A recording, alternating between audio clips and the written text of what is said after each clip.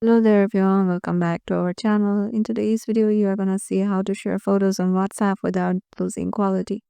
So I'm heading over to the WhatsApp, and once in there, just head over to any option or any conversation and search for, go to this paper clip icon, go to gallery.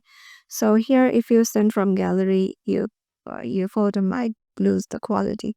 So there's two options. To send from gallery, you can choose the HD option, and items will set to the HD quality and you won't lose the quality. And the second option is you can send the photos as documents.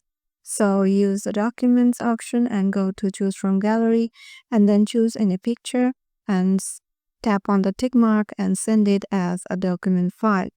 So yeah, this is how you can send or share photos on WhatsApp without losing quality. Hope this video will help you out and we'll see you in the next video.